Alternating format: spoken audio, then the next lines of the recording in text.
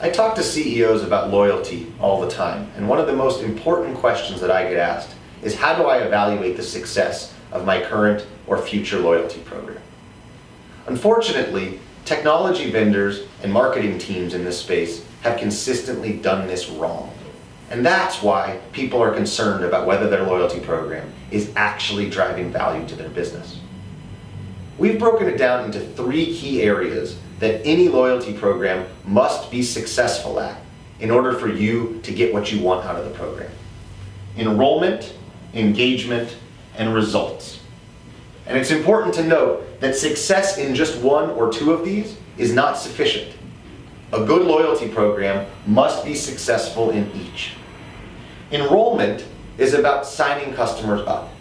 It's about communicating to customers that you are now offering them a reward. You are now valuing them as loyal customers.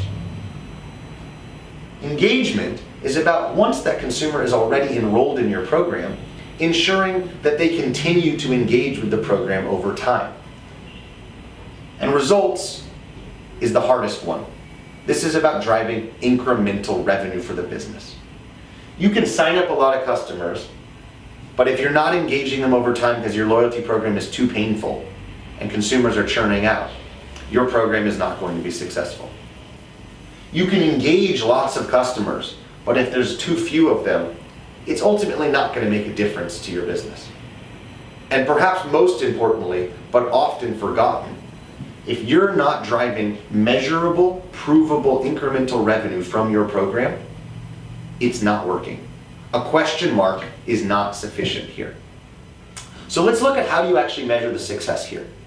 The best way to look at steps 1 and 2 is actually to look at them together. There's a metric called capture rate. What percentage of my transactions am I currently seeing in my loyalty program versus out of my loyalty program? You can also look at it as a percent of revenue. What percent of my revenue is being captured by members who are enrolled in my loyalty program versus my overall? And in general, you want your capture rate to be in excess of 20%. The best loyalty programs can get far above this. This takes time, of course, but as you build, this is the number that you need to keep in mind of your capture rate.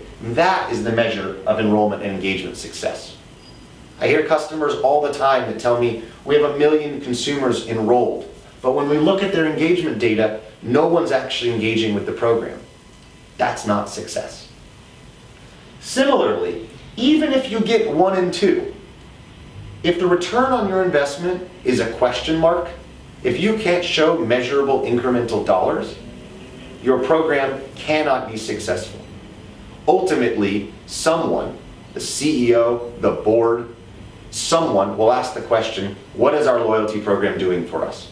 And a question mark is a failure.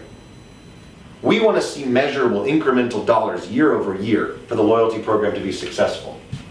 The ROI has to be positive, and it has to be measurable. Now what's interesting is, when done all together, successfully enrolling consumers, actively engaging with them, not letting them churn out of the program like most consumers do with loyalty programs, and driving actual results. When you do all 3, this can be the most powerful tool in your entire marketing toolkit. It can drive better results than anything else. And it's easy to think about this way. The only metric that matters to your business is more money. At the end of the day, you want to drive more revenue. Most marketing tools are stuck here. Enrollment. I sign up people to my mailing list and I track how many of them open, but I have no clue the number that convert to dollars spent in my business. Social. I track the number that like my page and their engagement when I make new posts, but I don't know whether they're driving incremental revenue to my business. The same can be said from text message campaigns. The same can be said for radio campaigns. The list goes on and on. A loyalty program uniquely enables you, because you know personal data about your customers, to be able to drive measurable, provable results. That's why all 3 of these are incredibly important. Why stop at number 2?